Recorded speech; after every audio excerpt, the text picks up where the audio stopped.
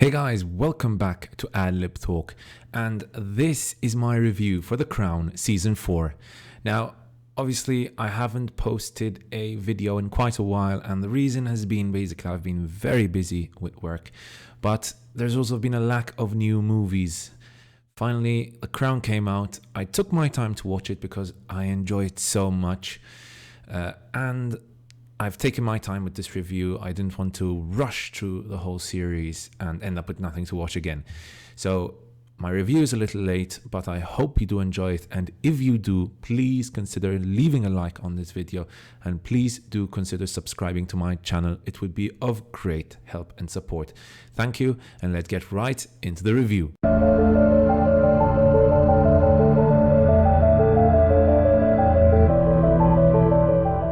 So to start off with, I am a big lover of The Crown. I adore this series. I think the production value, the music, the acting, and pretty much every aspect of this series is high quality. There's just a sense of such high quality in this series. It's nothing compares, in my opinion, right now to the quality that The Crown can offer. The production value, the settings are amazing. And so far, I have truly enjoyed seasons 1, 2, and 3.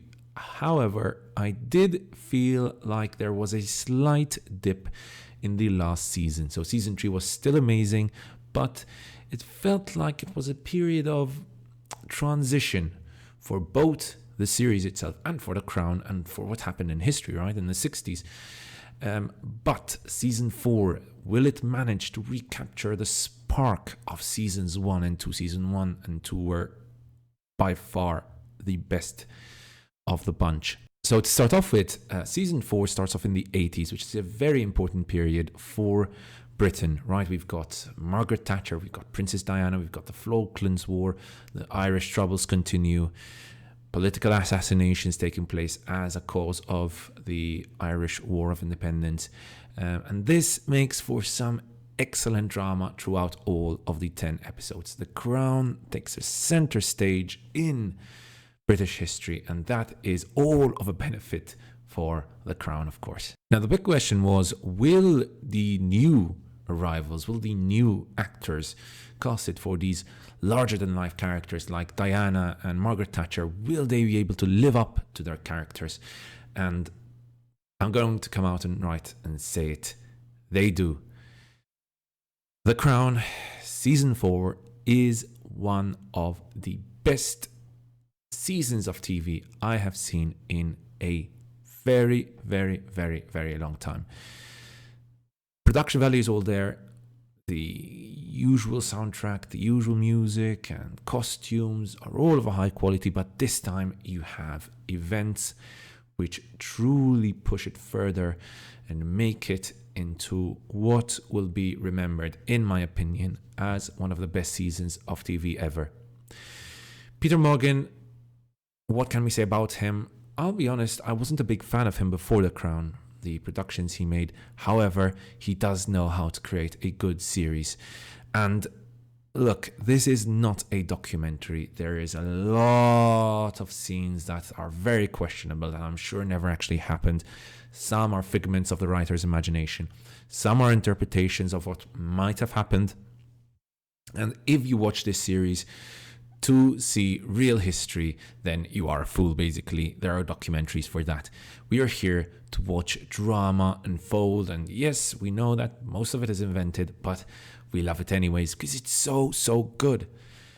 Peter Morgan has taken sides in the battles that take place in season 4. It's clear this is no longer, in my opinion, an apolitical show. It used to be, mind you, but it is no longer an apolitical show, and there is one episode in particular which really showcases Peter Morgan's true beliefs in this series. However, he still does an admirable job as keeping it as neutral as it is possible for a real human being, because we're talking about things that have happened 40 years ago or less, right? So obviously opinions are going to be very strong about what happens in season 4.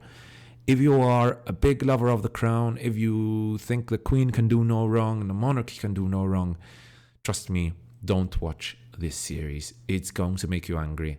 But if you want to enjoy a good season of drama and of interesting events taking place, then I truly suggest you watch this, and let's get into the details now. So, what about the newcomers? First of all, let's start off with the elder. Gillian Anderson is the Iron Lady, Margaret Thatcher, and although at the start I did find her performance a little annoying, the voice was a bit exaggerated in my opinion, but with time her performance really grew on to me, and I've got to be honest, I was truly impressed by the final 3 episodes where some true emotions come out, things you would not expect to see in a Margaret Thatcher performance, but in private, of course, she is still a person, a human being, and especially in episode 10, there is a very powerful moment where we see Margaret Thatcher almost breaking down, and literally breaking down, and it's marvelous. The performance is excellent. There is another scene between the Queen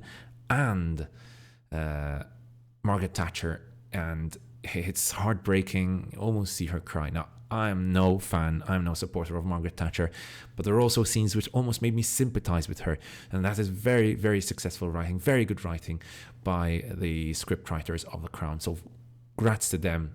If they managed to make me like Margaret Thatcher, then that is a very good job done by them. So Emma Corrin is Princess Diana, and the performance she gives is absolutely perfect. She truly defines what kind of personality was Princess Diana. Surrounded by the dinosaurs of the monarchy, she brings energy and positive vibes in abundance, and as we see her battle her way through the whole season, her struggles with Charles, they are enjoyable to watch. We'll talk about that in a second.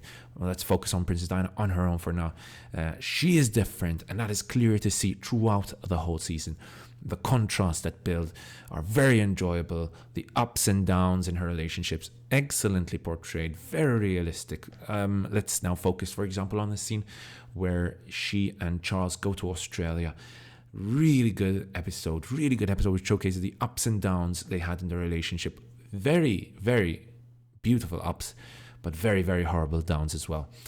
I must say that seeing their relationship develop is extremely entertaining, but I did find it a little tedious at times, and I was personally more interested to see what Margaret Thatcher was doing and what was happening in Britain and the world during that period of time. But that is, of course, personal preference. I'm sure lots of people would prefer watching the Princess Diana drama instead. What about the old guard? Helena Bonham Carter, Tobias Menzies, Olivia Colman, all excellent, as is expected. I don't need to tell you that, right?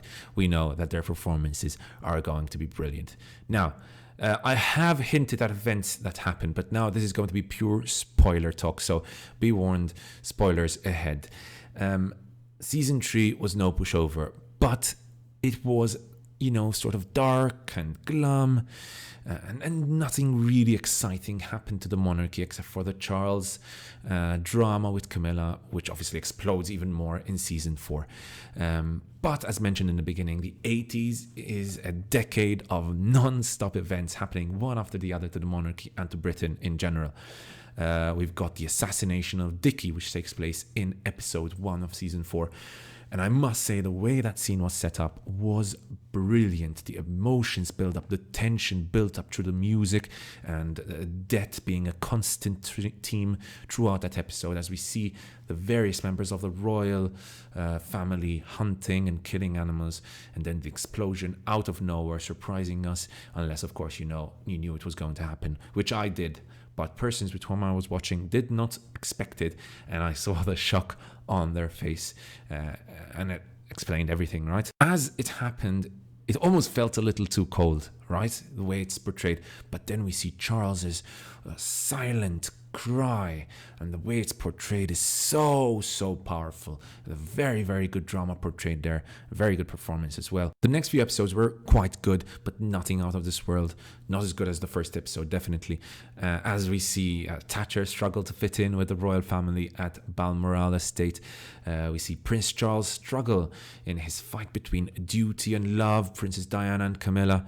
Episode 5 excellent episode 5, in which Peter Morgan uses one person, Michael Fagan, to sort of represent the struggles of the working class under Margaret Thatcher and her many spending cuts.